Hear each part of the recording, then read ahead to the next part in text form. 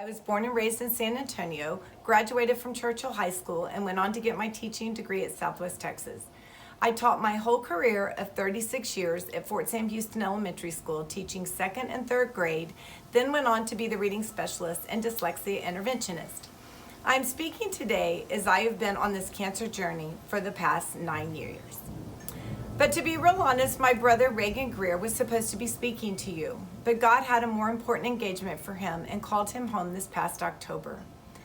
Those of you who knew Reagan knew that he loved this kind of thing, and until his last breath, he would tell the doctors and nurses, "You have to get me out of here. ThriveWell has asked me to speak at their luncheon," and that's a big deal.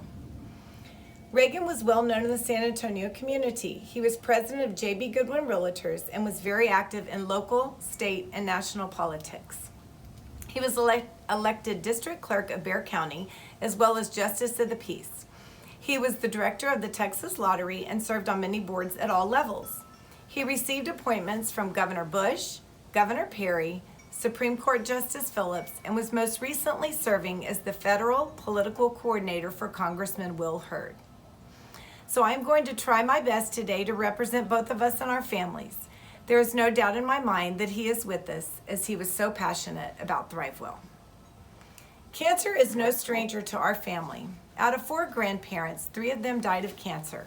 In our immediate family, it has affected all 4 of us. My dad, Reagan, and I having cancer, and my mom having to go through it with all of us, as well as my husband, Mike, my daughters, Kristen and Kendall, and Reagan's children, Ryan, Austin, and Elizabeth.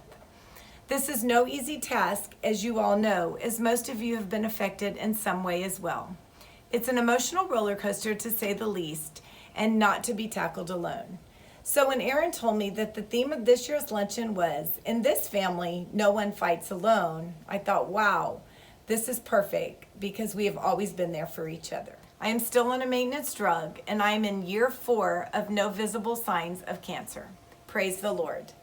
Thanks to Dr. Rasco and his team for venturing out and finding new ways to treat cancer and giving us all hope and continuing to save lives every single day. I have to say, looking back on this, has been pretty crazy that I've been able to be a part of history in the making, even though it was a bit unnerving signing a paper that say I was willing to be one of the first humans to try this drug. But what a blessing that I did. As I was going through all my treatments early on, I continued to work and live my life. I was determined not to let this monster steal my joy. I would receive my treatments on Thursday, do fluids in the Leicester on Friday, rest the weekends, and return to work on Monday. I needed that normalcy. I continued to do the job that I loved, go to my husband's games, Spurs games, and jump in the car and head to Texas A&M to see the girls and catch a football game.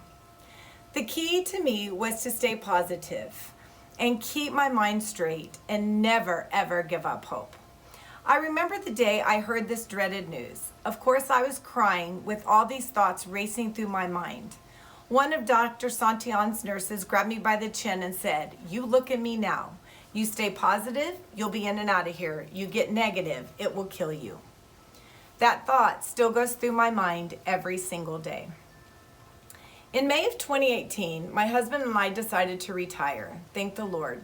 5 days later, my brother was diagnosed with stage 4 colon cancer. He instantly looked at me, still having a sense of humor, and said, "Hey, you have to call Dr. Carter and tell him we need the family special," as he had treated both our dad and myself. After a few sleepless nights, I remember him asking me, how did you do this? I had to stop and think for a minute. I told him the first thing I had to do was find a team of doctors that I felt comfortable and believed in 100%. He knew I was in great hands, so that part was already taken care of. Then I thought to myself, so how did I do this? And this is what came to my mind. Always keep the faith in God and your doctors. Never ever lose hope. Love every day like it's your last. Stay positive, even on your hardest days, and let your family and friends help you, which seemed to be the hardest part for both of us, as we felt more comfortable giving than receiving. Well, all of these things he was already a pro at.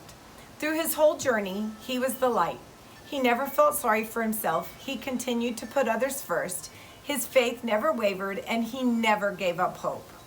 During his journey, he started the Daily Dose of Hope here at the Start Center. He did the legwork for a blanket ministry for Community Bible Church and continued to lift and encourage people every single day. In his final days, as we cried at his bedside, he would fuss at us and tell us to stop crying, that he was going to be fine either way. One of the many things we learned from this journey is how lucky and blessed we are, and how we both found ourselves finding joy in helping others that are going through it. We realized that many people felt the same way, as our friends and our family and our co-workers showered us with support bracelets, shirts, medals, meals, prayers, cards, and wonderful words of encouragement. I knew that this was an organization that I wanted to be a part of. Reagan felt the same way. Once he was introduced to them, it became one of his passions. He enjoyed being an avid advocate and sponsor for them. Our hope is that you too will help them continue to thrive. I'd like to thank you for letting us turn our mess into a message and our test into a testimony. We have learned that in the midst of the storm, so much positive shines through. In closing, I would like to say how thankful and grateful we are for all the love and support from family, friends, doctors, nurses, therapists, technicians, receptionists, and of course the people at ThriveWell that have blessed us on our journeys and become part of our family. You are the real heroes, and we want to say thank you for never ever letting us fight alone.